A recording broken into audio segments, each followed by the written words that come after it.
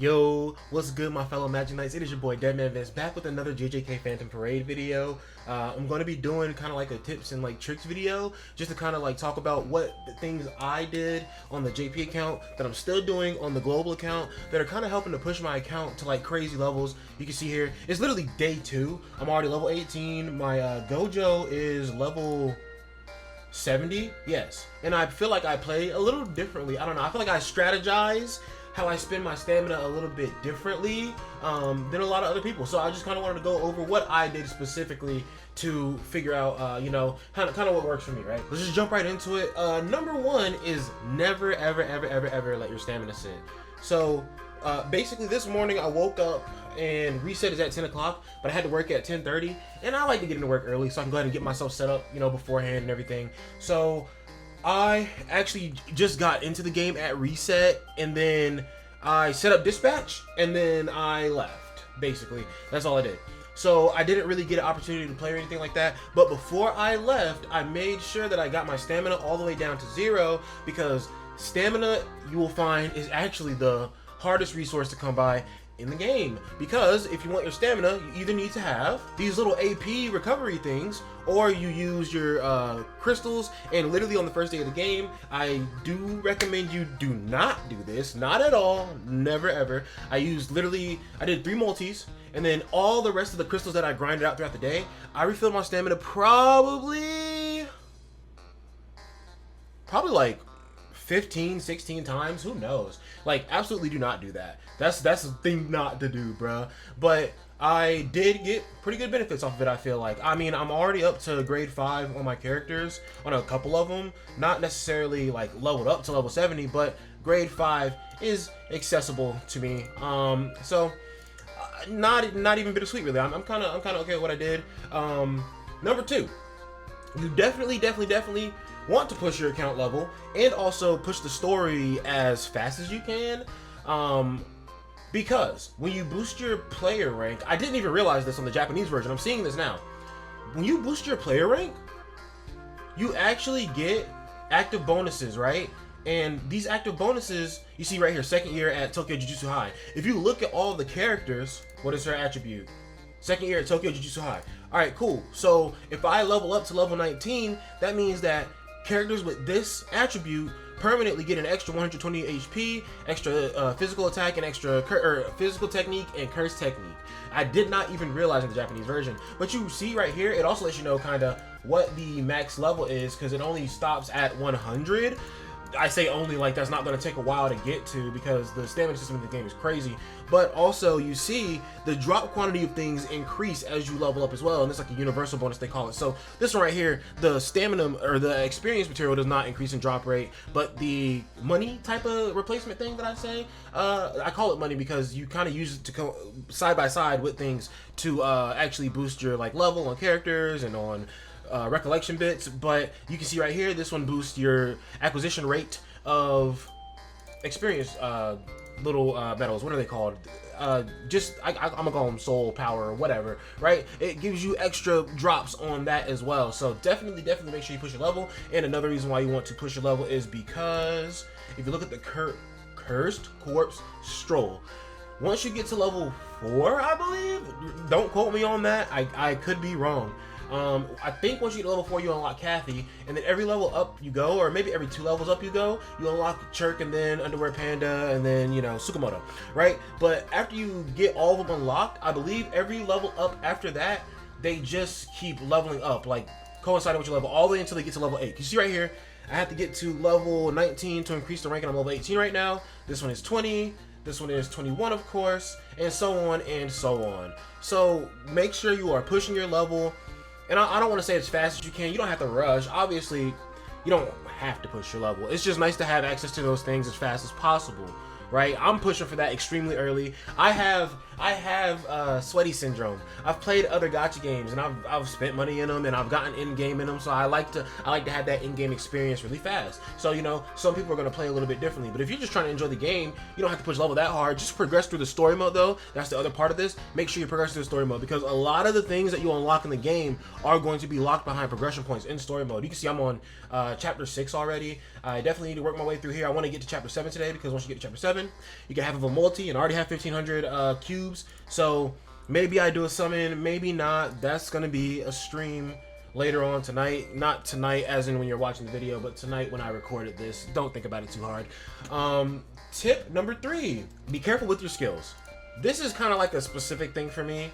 You see I'm leveling up Gojo's skills. This skill I'm going to level up because it applies damage dealt increase to self for 3 turns. So that's a good thing to boost, right? You're going to be able to make your Gojo buff himself even better, right? You buff his ultimate because his ultimate is an AoE. It does big damage. It can wipe pretty much most of the damn rooms, right? And also, it's boosted on Curse Technique. Pay attention to when the attacks say Curse Technique versus Physical Technique, right? Because you don't want to level up a skill that's probably not going to get that much use. I'll eventually level up this skill, yes. But right now, I'm not that worried about it because the skill that gives me the most damage is this one because it's based on Gojo's Curse Technique. This one goes up by 20.3% damage, and it's every time you level it up, it's at level 3. And I have it at 315.7. So let me do some math here.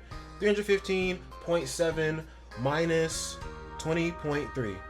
295.4 will be at level 2, so at level 1 it's 275.1% damage on this skill, Curse Technique. You look at this skill level 1, it's only 200% of Physical Technique. So already you can see that the modifier, the damage multiplier, and the base attack itself is stronger on the Curse Energy move. You can see if you look at Gojo, his Curse Technique and his Physical Technique are exactly the same, but even still, the Curse Technique skill scales higher in damage. And literally every time you level it up, it gets higher. Boost per level because this one gets 20.3, the other one only gets 14.8. So you see what I'm saying? Gojo, while he does have balanced stats, you want to pay closer attention to what his skills actually do and make sure you're leveling up the correct skills because these skill upgrade materials are hard to come by until you can defeat the domain investigation stage, which I'm gonna try to do in my stream tonight. Not your night, my night. Anyway, but yes. Make sure you're paying attention to skills. So I'm leveling all the skills on Gojo except for the physical one. The physical one will come later after I'm already kind of like at that point where all my characters are fully built out, and maybe I want to go back and finish rounding Gojo out just for soul power or curse power, I think it is called in this game. Point number 3. I am not being a good example of this, but I mean I guess I kind of am. Don't spread your mats for boosting your characters. You can see my Gojo is level 70 already. That is a big priority. I have him level 56 just because he is a rare character. So naturally, rare characters in gacha game stats are lower. I want to make sure that he has enough stats to survive so that he can continue to buff Gojo, right? Then I have Mechamaru here as another DPS because I don't have any other SSRs at all yet. Then Shoko right here is just my healer. I don't know if you really need to work on Shoko. If you wait and save for Yuta, Yuta is a DPS, but he also has healing built into his kit. So Shoko will probably run out of relevancy at some point. But if you want a mono blue team or something like that, and you want an extra unit to put up there, she's a great choice because she can heal, and she also can lower the enemy's crit resistance by a very low amount. But even still, she can do it. And another thing I want to say is do not let rarity fool you in this game. Like, even though this dude is a rare character, he is still a very good buffer. Because if you look here, and this is another reason why I'm specifically focusing Curse Technique on my Gojo. If you look at his skill set right here, applies Curse Energy Recovery, recovering 12 Curse Energy every turn to all allies other than self for 2 turns. This is just boosting the Curse Energy itself. But this right here, applies 79.1% Curse Technique increase to all allies other than self for a total of 1 time for 3 turns. And then every time you level his ultimate up, it increases by another 7.1%. Cooperation effect. Applies 12% damage taken decrease to self and cooperator of cooperative ultimate for 2 turns. Deals melee attack damage to enemies targeted by the cooperator of cooperative ultimate or all enemies if no specific enemy is targeted by the cooperator, equal to 105.6% of Curse Technique. So all of this is based off of Curse Technique. It boosts Curse Technique. You know, make sure you're looking at Curse or Physical Technique. Now there's gonna be a thread Toji that comes out way down the road. I think it happened during the half anniversary. Anybody who knows who, I played the JP version, but I think I stopped playing before the half anniversary fully. I mean, I think it came and I summoned, but if anybody in the watching the video right now can comment and let me know. isn't the Gojo Past Arc the half anniversary? I believe that Toji came during the half anniversary, and Toji was like an all physical character. So I'm not saying you always want to work on cursed, you don't want to always work on cursed technique, but just case by case, whatever characters you're putting the effort in to work on, make sure that you're working on them and boosting the skills that need to be boosted. I'm not worried about this man's damage at all, so I'm not boosting his skill 1. And what does this do? Applies 25% damage taken, decrease to all allies for 1 turn or total of 1 time for 3 turns. So I think why it says a total of 1 time is just saying that it can't stack. But even still, I should boost that skill, but I haven't even been really using it like that. And I'm trying to save the materials for Gojo, to be honest, because he's the main star of the show, of course, the honored one. The next thing, when you come to the gacha down here, you're gonna see these tickets down here. Now, I am a bad example because I've already traded in the SSR page and gotten 10 tickets and did a summon on this. But like eventually they're gonna add more characters to this gacha. All the characters in this gacha are literally just like the characters that are out right now, but the rates on them are pretty bad. Cause it's just like a shitty ticket. You can get anywhere really. SSR character 2.5, R character 37.5. Wow, this is horrible, dude. Yeah, getting a character from this is damn near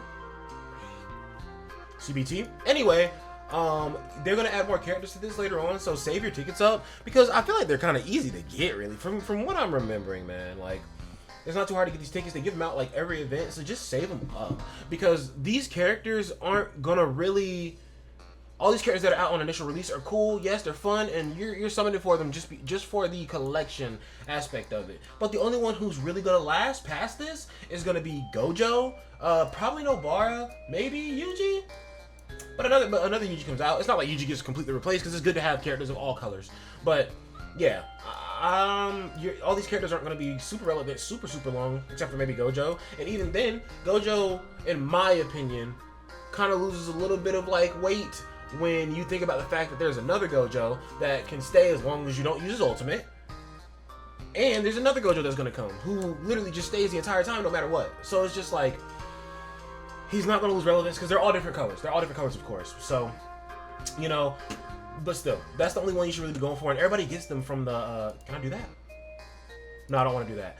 Everybody got Gojo from the ticket. Everybody should be getting Gojo from the ticket. If you didn't get Gojo from the ticket, you are kind of out of your mind. But yeah, man, just save the tickets up.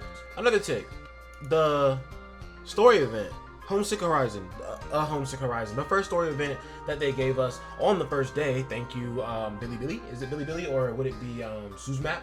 I don't know who the exact developer is, but they gave us this already. If you come to the Exorcism token exchange, my next tip is please make sure you do all of these all the time and get all the rewards always, because there are so many rewards. Look, I know I went over this in the other video where I went over this, but like, bro, if you really look at this, like every single level of this is giving you skill upgrade materials, random cursed objects. So like it's gonna get to a point where you get so many of these boxes that actually getting characters up to a certain grade, you're not gonna have to worry about farming materials for a lower grade anymore. Like you're always just gonna have like grade 1 through like 3 materials or something like that. That's how it's gonna go. And as these events get better, I believe the cursed object boxes get better as well. But you're also getting stamina from this, you're getting JP from this, you're getting beacon of training, that's what they're called. Beacon of recollection bits and skill upgrade materials. And literally every level you look, it just gets higher and higher. Literally every time, dude. Like, so do not sleep on this. Because also, when you make it all, these literally can trade for like a bunch of really good stuff. So definitely get these. These can also trade for tickets as well. But when you get all the way, and oh bro, look at that. You need that for like level 10 skills. I'm pretty sure. I got my Gojo skills level 10 on JP or level 9 or something like that. But like, not even that. After you look, 500 beacon of training, but that's times 150. So what is that math there? 500 times 150 equals 75k beacon of training. That's a lot of experience. You also, I feel like people I don't pay attention to leveling up the memory reels because the memory reels already have their effects. Obviously, you level them up, they give them more stats, but like I don't be thinking about it sometimes, right? But either way, don't sleep on this stuff. Like, look, bro, look at this. You get to number 8, there's 800 of these random boxes they're just giving away, bro. You can't tell me you don't need this stuff. The game just started, bro. You definitely need this stuff. So please make sure you always farm out all the events, because also the reset rewards on each one of these is also crazy. Like, bro, that's for any SSR memory you want to put it on. Level 20 skills. Just don't sleep on this ever. And it's so easy, bro. It's so easy. And there's going to be other types of events that come out, and they're going to be even easier, because as you beat the fights in those events progressionally, you are going to get stronger throughout the event. It's going to give you buffs. You're going to be able to fight things that you are way underpowered for, but it doesn't matter because you are just buffed up to the max, right? The next thing that we want to say is, don't let a stage's cursed power fool you. So you can see this stage right here is 20k, right? 20k 800. And blue is the type advantage, so you already know who I use, the honored one, right? But you can see that my power is way lower, and I still 3-starred the mission. Honestly, my power was like 1,000 lower even then, and I still won though. I still got 3 stars. All you gotta do is know how to play. Yeah, literally all you gotta do is know how to play, bro. Like, I got her in the front. She's not really a damage buffer, but like, she has her debuff with the crit resistance lower. He has an AoE, so I can spread the damage out throughout the turns. And basically, my strat is I can spend no longer than 3 turns on one room if I have Gojo on my team, because 3 turns in the first room, 3 turns in the second room, I get to the last room, I have 1 more turn with Gojo, but I can shoot off his red with my man Kaito's buffing ultimate and do big damage and kill the boss in 1 turn, and usually like get the dub that way, right? So that's what I did here. But do not let the combat power fool you in this game, bro.